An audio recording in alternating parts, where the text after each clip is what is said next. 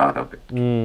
Of course, we'll be keeping tabs on that situation. Hamid, once again, do stay with us as we turn over to further updates. Of course, we're getting a lot of information coming in. Israel Defense Forces confirm that their fighter jets struck 2 Iranian F-5 and F-4 fighter aircraft at Tabriz airport in western Iran while they were being readied for takeoff. The Israeli Defense Forces further add that the strike was conducted to degrade the Iranian Air Force's activities and to further expand the degradation of their aerial defense. We have some more breaking news coming in. The Israeli President Isaac Herzog has expressed hope that the ongoing confrontation with Iran will mark the beginning of a new era for the entire Middle East, including Iran. Speaking in Tel Aviv, Herzog referred to the conflict as a historic effort to reshape the region's future towards peace. The remarks came as he inspected a site where an Iranian missile had struck the previous day. Herzog emphasized that Israel would overcome the challenges ahead and work towards a peaceful future for both the region and Iran. Let's take a listen in to the Israeli president.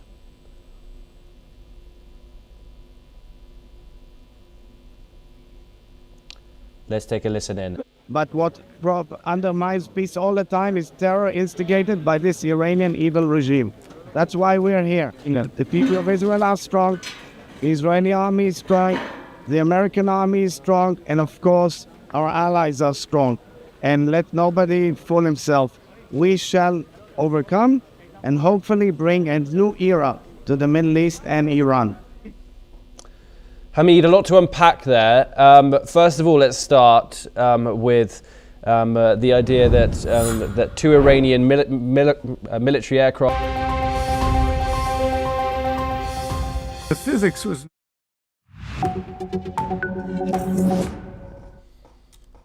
Hello and welcome. I am Thomas Porteous and you're watching the World Report on NewsX World.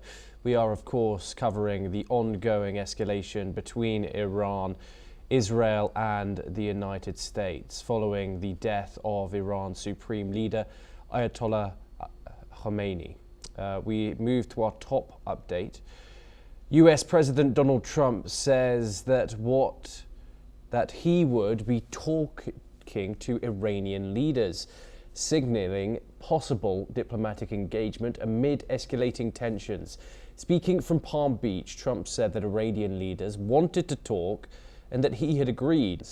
Joining us now is David K. Johnston. He's an author and journalist. He joins us live from New York. David, thank you so much for joining us. Once again, murky communication from Donald Trump, even post the commencement of military escalation in the most volatile region on earth. We're still not getting much clarity in terms of what is going to happen next. But what is for sure is that we are seeing violence throughout the region.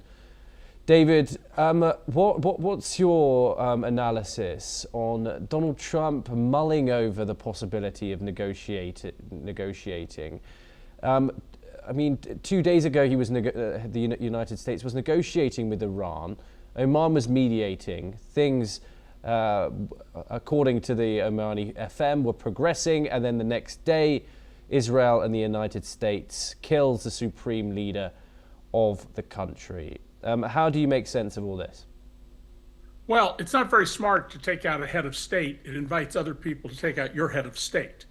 Apparently, there was intelligence that either the Israelis or the U.S. had on where Khamenei and some of his top lieutenants were, and they decided to strike because they believed they could kill him, as if there's no bench strength among the Iranians and there won't be someone to replace him.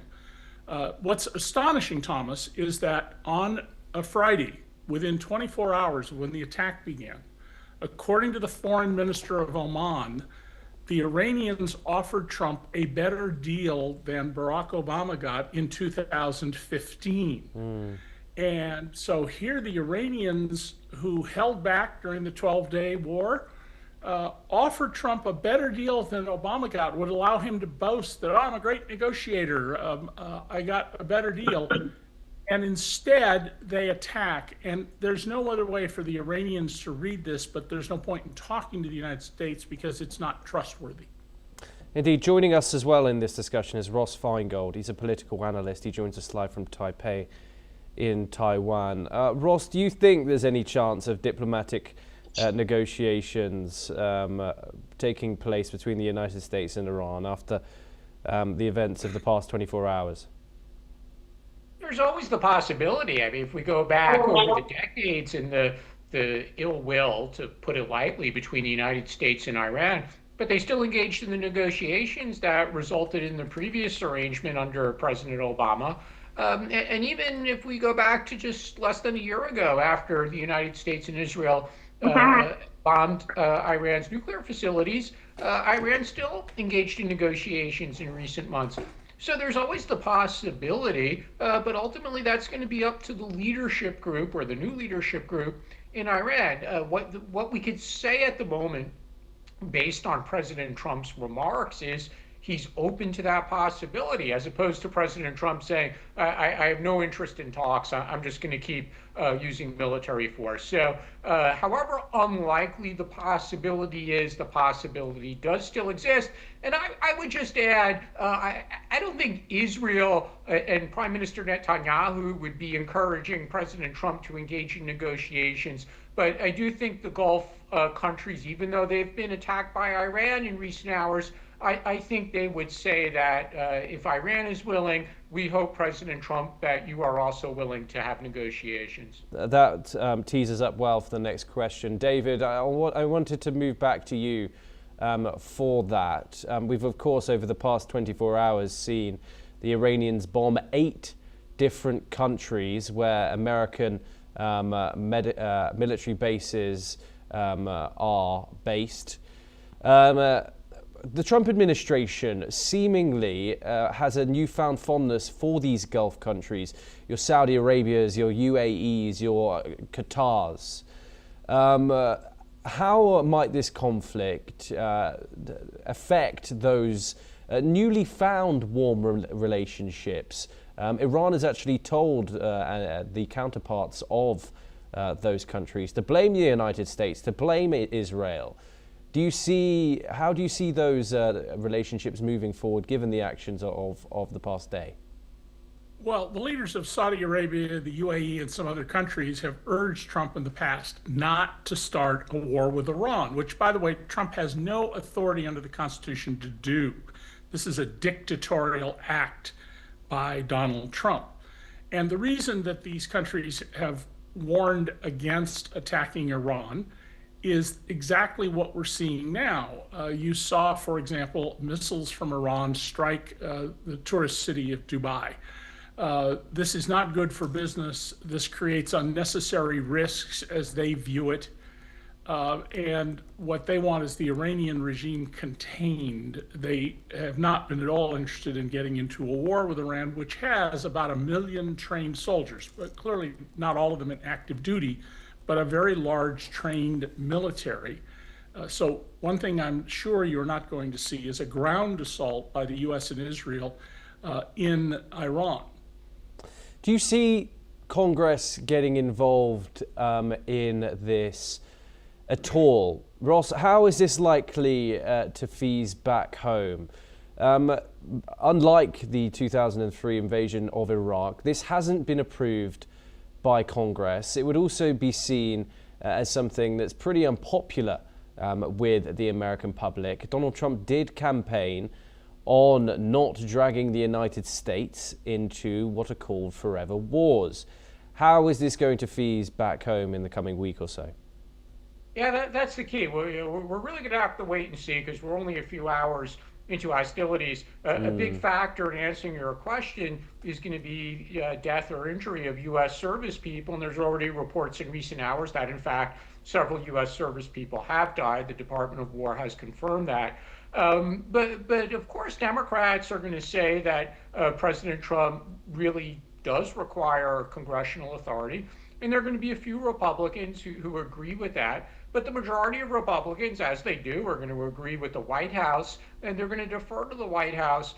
and even if the Congress were to pass a resolution disapproving of the action, it's going to be vetoed by the White House, and the Congress doesn't have enough votes to overcome the veto. And we've seen this before with previous presidents who've initiated military action without the express approval with Congress, whether that violates the Constitution or the War Powers resolution. That's just the reality that we deal with in the relationship between Congress and the White House when the president decides to use military force, and we're used to seeing that dispute. But the reality is the president could get away with it. But ultimately, as far as popular opinion, it's now up to President Trump.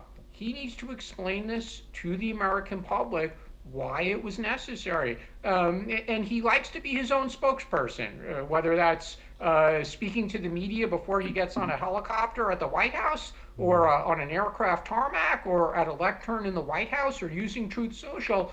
But he considers himself his best spokesperson. So it ultimately, no matter what Secretary of War Hegseth says or Secretary of State Rubio says, ultimately it is up to President Trump to explain this to the American people. Indeed.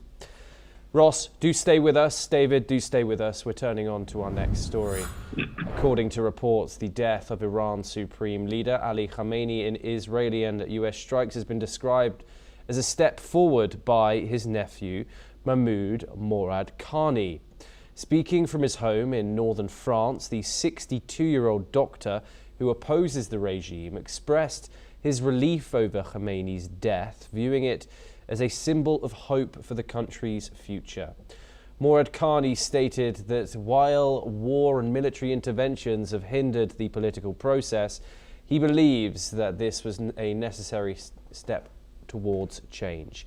He predicted that the regime would not survive Khamenei's death due to internal rivalries and would eventually have to give way to popular power. Moradkhani also called for an end to military interventions, stressing the importance of allowing the Iranian people to express themselves freely. However, he acknowledged the difficulty in asking citizens to protest under such oppressive circumstances, suggesting that regime change would require broader public engagement. Matti Zaweg joins us now, a geopolitical expert. He joins us live from Tel Aviv. Matti, thank you very much for joining us here on the broadcast. Some strong statements there coming from the Supreme Leader's nephew. This, of course, is being pushed as a positive development coming from the likes of the American president, of course, the Israeli Prime Minister, even the likes of Reza Pahlavi is saying that Iranians should be celebrating, and they are in many parts of the world and in a lot of Tehran. However, wading one's way through the images of explosions and hearing the statistics of people being killed, is this a time for celebration, especially as the time remains so uncertain? Well, I think there is always a time for celebration when you are close to receive your freedom back. Sorry. I mean, for millions of people through Iran, this day is a day for celebrations, even if the bombs are dropping from everywhere, because they see, I think they can see for themselves, and not through all kinds of narratives in the world. They see from themselves that those bombs are aimed to military objectives. They are military targets that also the Americans and also the Israelis are dropping. And why are they doing that? Each one for their own reasons. Israelis, because they have been, I mean, you see now the war, but Israelis are listening every day for the last maybe 25 or 30 years. This to Israel, we will have atomic bombs, we will destroy you, erase you from the face of the earth. And this sword of Damocles, it was all the time on our heads. And now is the time to finish with this evil regime, not only for Israel, but also for their own people. So people is not all the time dancing and smiling in the streets, but they are, of course, very happy about that. Also, because other things have to be taken in account, is that the first 24 to 36 hours, they were really very cautious. I mean, everything was prepared in a very secretly way, because they were all the time waiting and to see if Trump give them the green light or not, because they say, let's see what they are going to say in the negotiations. And then when these negotiations failed, that for good or bad, most of the people in Israel, they thought that they are going to fail, because it's a constant in the regime behavior to say no to everything and to think that sovereignty is the sovereignty of creating bombs to throw to other countries.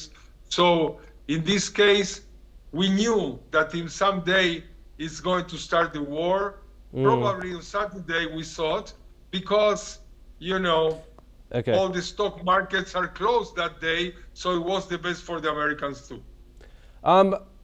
We've listened to Israeli Prime Minister Benjamin Netanyahu. He said that strikes on Tehran will only increase in the coming days. He's also said he's given the instructions for the continuation of the campaign, saying that he's going to strike the heart of Iran with increasing strength that will also only increase in the coming days. He's saying that they're going to strike Tehran with the force that has never been seen before, along a sort of rhetoric that sounds pretty aggravating, pretty hard when it comes to strikes in a city of 9 million people.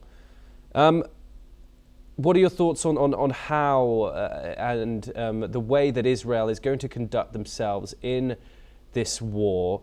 What can we expect from the coming days when it comes to those Israeli strikes? Every time we talk, and every time we talked in the past, and every time the world talks about when Israel is retaliating or attacking or whatever, always this kind of questions. Why are you asking this kind of question? Israel is not attacking civilians. Iranians are attacking civilians. In Bahrain, in Dubai, in Beit Shemesh, in Tel Aviv, in every place, Israelis are attacking military targets. And these military targets are or not in the middle of civil population. The IRGC, they are there. The Basish, they are in the middle of the population. All the key things of this terrible and evil regime, they are in the middle of population. And Israel, at least, they say to the population, look, we are going to attack in those areas. If you are not involved, please move from there. Okay, Matty, do stay with us. We're turning over to our next update. The Israel Defense Forces said that they are calling up nearly 100,000 reservists as part of its expanding campaign against Iran. In a statement, the military said it was raising its level of readiness across multiple fronts under Operation Roaring Lion, the name given to Israel's coordinated strikes with the United States, launched on the 28th of February. The mobilization signals a significant escalation as Israel prepares for potential wider confrontation with its regional adversary. We have further news coming out of Israel. The Prime Minister Netanyahu has offered his condolences in a video messages to the family of those killed in Iranian strikes. Let's have a listen to those statements. אלה ימים כואבים. אתמול כאן בתל אביב ועכשיו בבית שמש איבדנו אנשים יקרים. ליבי יוצא אל המשפחות ואני שולח בשם כולכם אזרחי ישראל איחולי החלמה לפצועים. I want to come back to David K. Johnston once again on this. 100,000 reservists are now being called up as part of its expanding campaign. David, what could that mean?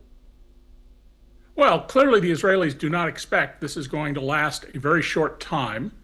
They expect this is going to go on. Now, the United States does not have in place troops needed for a ground assault, nor do they have the war materiel. The Department of Defense did not move those kinds of things to the scene. What Israel and the U.S. can do are airstrikes from fighter bombers, missiles, and drones. But the U.S. has a limited stockpile of, for example, Tomahawk missiles. And as they draw those down, and they can't replace them as quickly as they use them, it's going to have to shift the nature of this conflict. Indeed. Ross, coming to you now, how likely is regime change from the air? Would it be likely that we see possible boots on the ground at some point in the very near future, whether that be Israeli boots or American boots?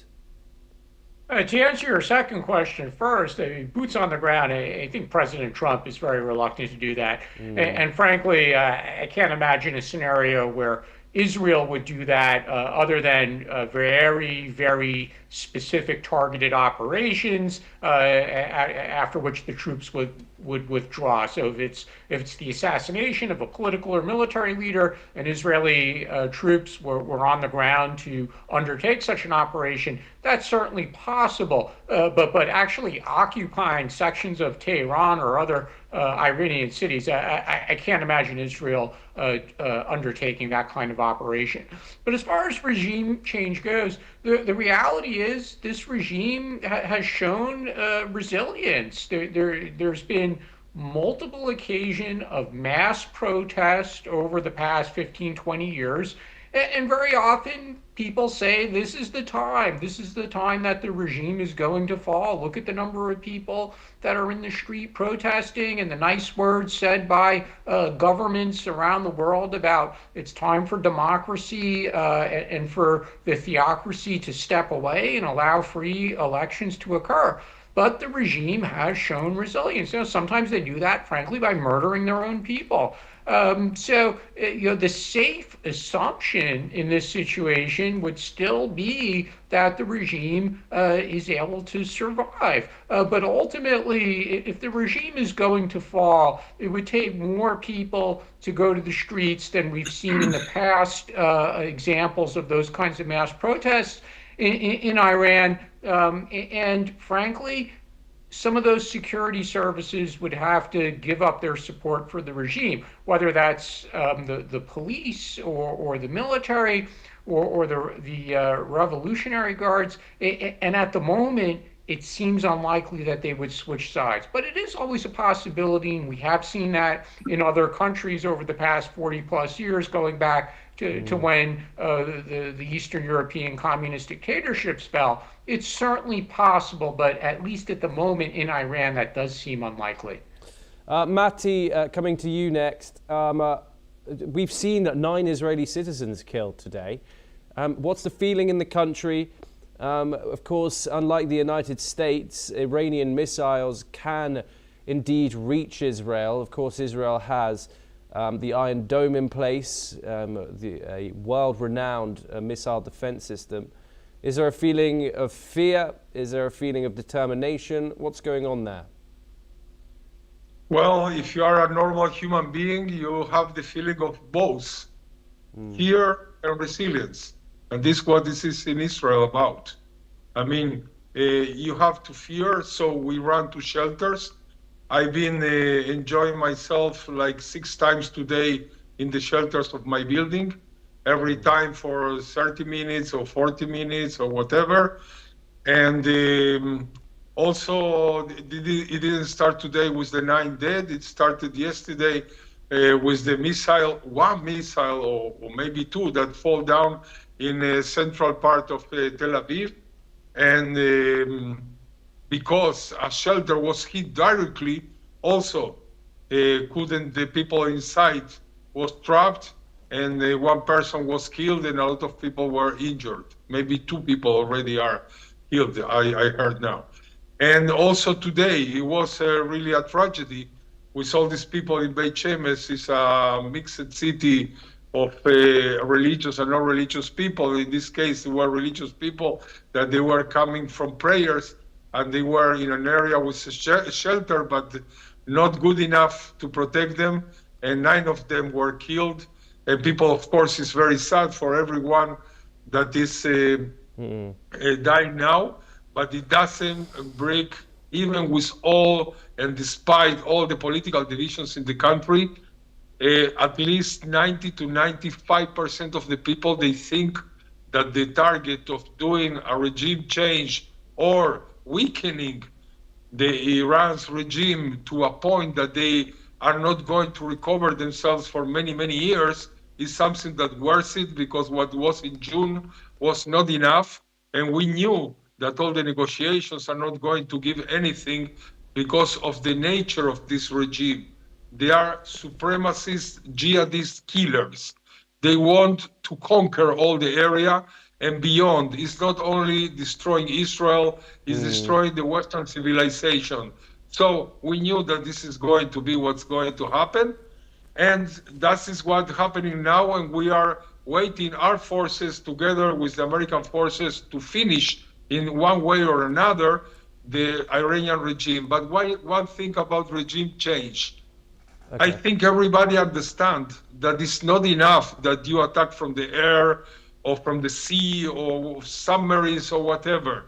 If you don't have boots on the ground, you are not going to win. And this is the place of the people of Iran to take themselves and the power in their hands. If not, it's not going to be a regime change.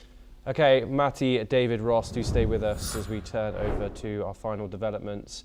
As the Middle East crisis evolves, let's uncover Iran's supreme leader, the Ayatollah Ali Khamenei, who was killed in a joint US-Israeli airstrike. Khamenei carried a visible reminder of an assassination attempt that shaped his public image for decades. On June the 27th of 1981, while addressing worshippers at a mosque after the Iraq-Iran war front lines, a tape recorder placed before him exploded. The device had been rigged by the militant Furqan group. Khamenei suffered severe injuries to his right arm, vocal cords and lungs. Although he recovered, his right arm was permanently paralyzed from then on, and he often kept one of his hands hidden beneath his cloak, a mark of survival that became part of his signature appearance throughout his 35-year rule of Iran. Now, protesters in Pakistan have gathered to mourn the death of Iran's supreme leader, the Ayatollah Ali Khamenei, who was killed in a US-Israeli strike. Demonstrations have been reported across Gilgit, Baltistan and other areas, with large crowds expressing their grief. Protesters had pledged to keep Khamenei's cause and legacy alive despite his death, and have expressed deep sorrow over the loss of their leader. Let's take a listen in. हो चुके हैं, America ने हमारे रहबर को शहीद किया है, लेकिन उनका ये भूल है कि रहबर को शहीद करके उसका जो है मकसद को वो दफन करना चाहते हैं। लेकिन हम अमेरिका और इस्राइल को ये बता देना चाहते हैं, हमेशा रहबर का जो है ना वो नारा ज़िंदा रहेंगे, फ़िक्र ज़िंदा रहेंगे, उसका इक़दाम, उसका जद्दोजहद ज़िंदा रखेंगे। इंशाअल्लाह इसी पेश नज़र आज पूरा गिलगित बल्तिस्तान में, पूरे दुनिया में एक शोक का समा है। आयतुल्लाह खामनेई की शहादत की खबर मौसूल हुई, पूरा बल्तिस्तान सोगवार है, सोग के आलम में है। आशूरे का समा है, माएँ बहनें भी रोडों पर इस तरह से निकली, कभी आशूरे में भी इस तरह से माँ बहनों को नहीं देखा हमने। ये बहुत दुख का समा है। पाके परवरदिगार आलम तमाम मुसलमान को सब्र जमील अता फरमाए और एक अजीम क़याम। Now we move on. Malaysia's Prime Minister Anwar Ibrahim condemned the killing of Iran's supreme leader Ali Khamenei, warning it could trigger prolonged instability in the Middle East and undermine international norms against targeting heads of state. He urged all parties to step back from escalation, called for an immediate ceasefire, protection of civilians and a return to dialogue, while appealing to Tehran to exercise restraint and pledging Malaysia would safeguard its national interests. Matti Zaweg, Ross Feingold and David K. Johnston joins us once again on this. Ross, I want to come to you first. Of course, there are over 50 Muslim nations across the globe. How are you expecting them to react to this news. We've seen eruption in Pakistan even. 21 people are dead there. Do you think this will cause wider instability in the Muslim world, particular the Shia one? No. If there are some protests in predominantly Muslim countries, or even protests by Muslim or Shia minorities in other places around the world, for example, in Europe, where some countries do have Shia communities, people who've immigrated in recent decades, that would not be a surprise. But in some of these countries, frankly, authorities keep a very tight control on protests. So they might allow protests, but they're not going to allow it to get out of hand. And Malaysia is a very good example. In Malaysia, there's a prime minister who himself and his predecessors have long been critics of Israel. They've positioned themselves as champions of the Palestinians, but that's mostly rhetoric and no substantive action. But at the same time, they want to be friendly with the United States. So they'll probably allow some members of the public to release their anger at Israel and the United States, but are they really going to do something substantive vis-a-vis their relationship with the United States? Of course not. It doesn't matter if that's countries in Southeast Asia or in the Middle East or in Africa. So they might allow some protests to occur, but none of these leaders are going to damage their relationship with the United States. And there's also an important factor to keep in mind, notwithstanding what might occur on the internet, on social media, or what some politicians in these countries might say.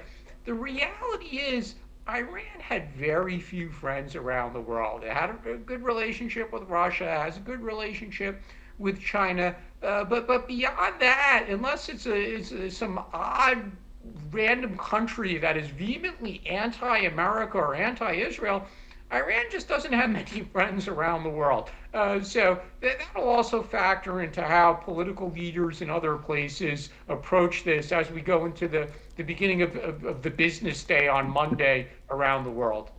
Indeed, and thank you very much, Ross, for joining us. It was a great pleasure to talk to you, as always. Matti, coming to you, finishing with this discussion, what does this next week look like for you in terms of this conflict coming out of Israel? We now know that over 100,000 reservists have been called up. Is it business as usual? Is the public feeling a lot more anxious, resilient, as you've said? What more can you tell us?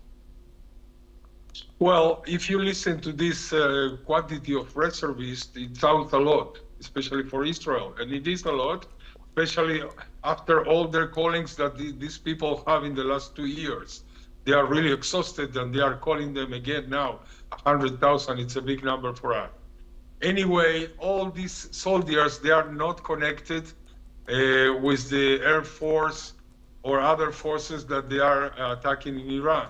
I mean, they are they are placed now in the north because we fear that Hezbollah may have a sentiment that they must share this war and defend Iran and start again doing something against Israel. So many of them, they go to the north, to the border with Lebanon, with Syria, or inside Syria, where are now some of the Israeli forces, some of them in the border with Jordan, who is also being attacked these days, and all the rest in other parts of the country. So they are not really going to do a difference in what is doing Israel in the skies of Iran, especially. In the coming days, you have seen from the beginning that it's a kind of tacit division between the tasks of the Israelis and the Americans. I mean, the Israelis mainly, they are targeting all the personalities, political, military, trying to kill them, trying to pull them out of the equation. So it is going to be hard for them to replace them and to continue in a good way the war and the strategy. And the strategy of Iran until the moment is a kind of desperation, Rambo style, that they are shooting 360 degrees all around to everybody, from Cyprus to Bahrain to everybody, Saudi Arabia. And you know, in Bahrain you have 90% population of Shiites. They don't care if Shiites are going to be killed there, but they feel they must shoot also to their area, and also not only to military and bases from the Americans, but also to civilians, also to hotels in Dubai, etc., because they think in this way they are going to be so afraid they are going to ask from Trump to stop. This is not going to happen at this point. Maybe if it's continue for 2-3 weeks, but not at this point. In this week, also Israel and also the Americans are going to continue trying to dismantle all the capacity of all the aircrafts and everything, and all the nuclear capabilities. And this is the next step. Until now, they really didn't touch this thing. They are going to do it in the next days now, with the skies really open, especially for Israelis, to do what they feel they have to do to destroy the maximum they can until some further development is going to stop this war. So in Israel, people is really getting used to it.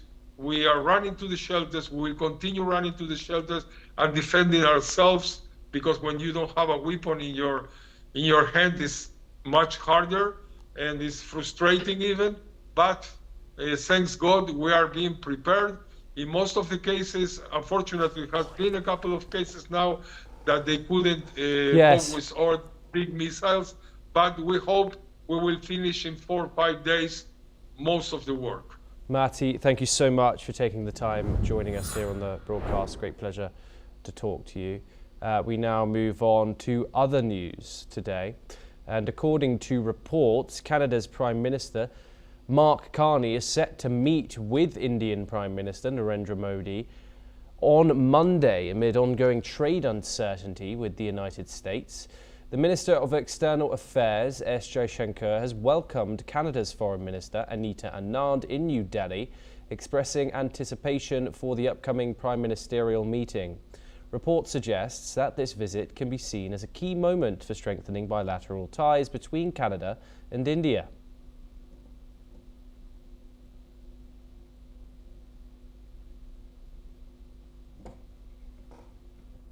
Well, that's all that we have time for this hour. Keep watching NewsX World for more international news updates.